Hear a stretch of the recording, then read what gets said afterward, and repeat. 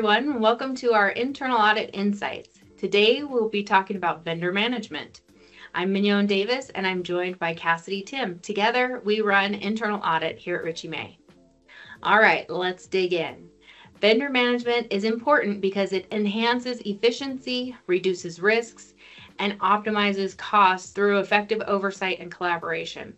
Plus, Fannie Mae requires it and will expect the appropriate processes in place when they are performing a MORA.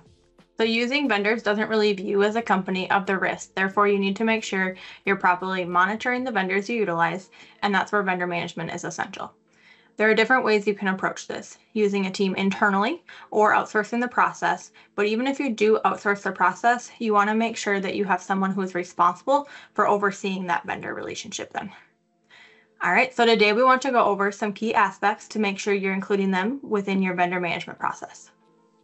All right, you need a process for approving new vendors and onboarding them appropriately. So this process should include insight from key stakeholders, such as the business units who will be using the vendor, contract review process, which that contract review process should include reviewing the contract for clearly defined SLAs. And also, depending upon the relationship, the contract needs to properly address security breach notifications. And that would be if your vendor is a high-risk vendor and has some non-public private information from your borrowers, you'll definitely need to have that process in place.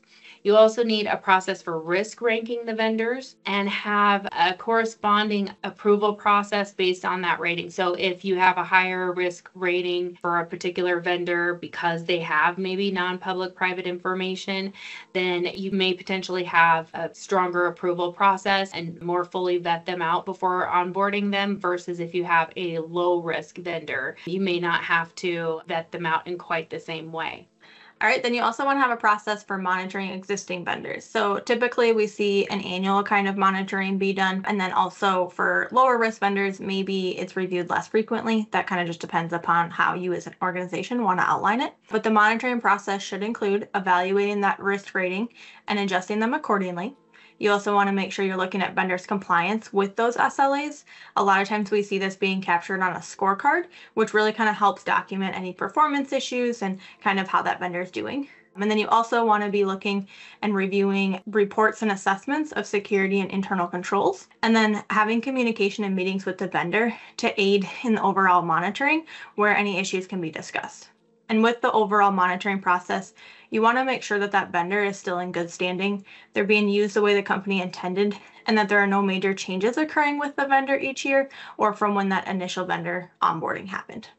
You also need a process for terminating vendors, and that process needs to be outlined and documented and should include termination approval process, contract review to review for exit clauses, especially if you're terminating a vendor for breach of contract or poor performance, such as not meeting their SLAs. And the process should also include removing vendor access to internal networks and systems, returning physical equipment if necessary, confirmation of the destruction of intellectual property and non-public information.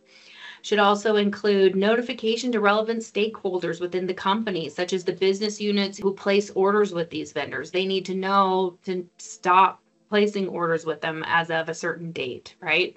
Confirmation that all services and tasks that were in process at the time of termination are completed and that those final invoices are paid to that vendor. Those should all be outlined within that termination process.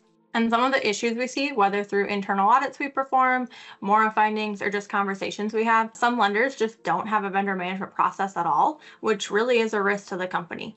We also see lenders outsource the vendor management function, but then don't oversee them. So you can't assume that they're doing it. You need to make sure you're checking the checker, essentially. We also see that there isn't an exit strategy in place for terminating a vendor. So some of those key steps we just talked about, they're missed. All right, so it's important to remember that when you're using a vendor, you still own the risk. You're just sharing the ownership with that vendor, but you're not transferring it to them. So monitoring them appropriately is key. Thank you very much for your time today. We hope you found this information beneficial. If you have any questions or would like to discuss how Richie May can help you, please contact us. And next time we'll dive into another one of our internal audit hot topics. Stay tuned for that, and we'll see you next time.